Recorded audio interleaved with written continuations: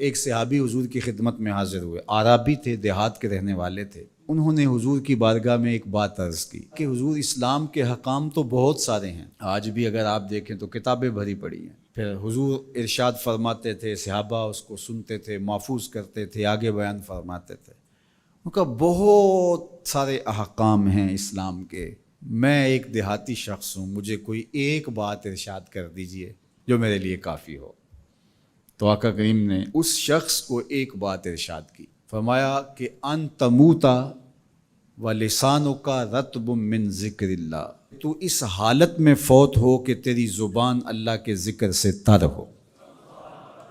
100 باتوں کی ایک بات ارشاد فرما دی، ان تموتا و لسانک رطب من ذکر اللہ، تو اس حالت میں انتقال کرے کہ تیری زبان اللہ کے ذکر سے تر ہو۔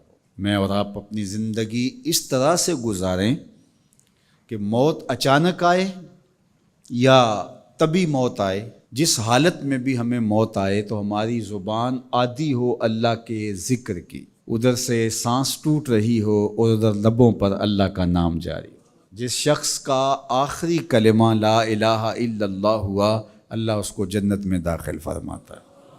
اور کتنے خوش نصیب لوگ ہوتے ہیں کہ مرتے ہوئے جن کے لبوں پر اللہ کا باقاعدہ نام آتا ہے، اللہ کا ذکر ان کے لبوں کا وظیفہ ہوتا ہے۔ اور کچھ لوگ ان کو تلقین بھی کریں تو زبان پہ اللہ کا نام نہیں آ پاتا۔ اور ان میں سے ایک وہ شخص جو شراب کا عادی ہے یا کسی بھی نشہ آور چیز کو لیتا ہے، تو ایسے شخص کو مرتے ہوئے کلمہ نصیب نہیں ہوتا۔ جو اس کو دنیا کے اوپر سزائیں دی جاتی ہیں، ان سزاؤں میں سے ایک سزا یہ ہے کہ مرتے ہوئے اس کے لبوں پہ کلمہ نہیں آتا۔ اور علماء نے یہ بھی لکھا ہے کہ جو بے نماز ہے، نماز نہیں پڑھتا، مرتے ہوئے اس کے لبوں پہ بھی کلمہ جاری نہیں ہوتا۔ اللہ اکبر۔ تو ایک جامع بات ارشاد کر دی کہ ان تموتا و لسانک رطب من ذکر اللہ، تو اس حالت میں فوت ہو کہ تیری زبان اللہ کے ذکر سے تر ہو۔ قرآن مجید میں ہمیں اللہ تعالیٰ نے یہ بھی حکم دیا ہے کہ مجھے یاد کرو، اور یہ بھی حکم دیا ہے کہ مجھے فراموش نہ کرو۔ وَلَا تَكُونُوا كَالَّذِينَ نَسُوا اللَّهَ فَأَنسَاهُمْ أَنفُسَهُمْ أُولَٰئِكَ هُمُ الْفَاسِقُونَ، ان لوگوں کی طرح نہ ہو جانا جنہوں نے اللہ کو فراموش کر دیا، اللہ کو بھول گئے۔ جب کوئی خدا کو بھول گیا تو خدا پھر اس کو فراموش کر دیتا ہے، اور اس کی سزا کیا ہے کہ وہ خود فراموشی کا شکار ہو جاتا ہے، وہ اپنے آپ سے بھی آگاہ نہیں رہتا۔ تو ہمیں جو حکم دیا گیا وہ ہے اللہ کو یاد کرنے کا۔ تو یاد کرنے کا ایک مفہوم یہ ہے کہ اللہ جل شانہ کی اطاعت کی جائے، اس کی فرما برداری کی جائے، اس کے احکام پر عمل پیرا ہوا جائے، نہ یہ ہے کہ اس کے احکام کو فراموش کر دیا جائے۔ یقول اللہ تبارک و تعالی، اللہ جل شانہ خود ارشاد فرماتا ہے، یہ حدیث قدسی ہے، فیما یروی عن ربہ، جو حضور اپنے رب سے روایت کرتے ہیں۔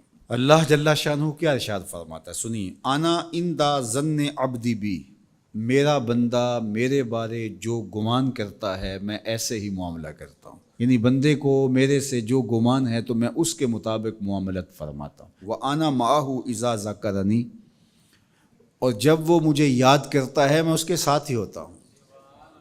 جب میرا بندہ مجھے یاد کرتا ہے تو میں اس کے ساتھ ہوتا ہوں۔ فَإِذَا ذَكَرَنِي فِي نَفْسِهِ ذَكَرْتُهُ فِي نَفْسِي، جب وہ مجھے اپنے دل میں یاد کرتا ہے تو میں بھی اسے اکیلے یاد کرتا ہوں۔ کتنی بڑی بات ہے کہ کسی کو رب یاد کرے، اللہ اکبر۔ کہا جب وہ اکیلے مجھے یاد کرتا ہے تو میں بھی اس کو اکیلے یاد کرتا ہوں۔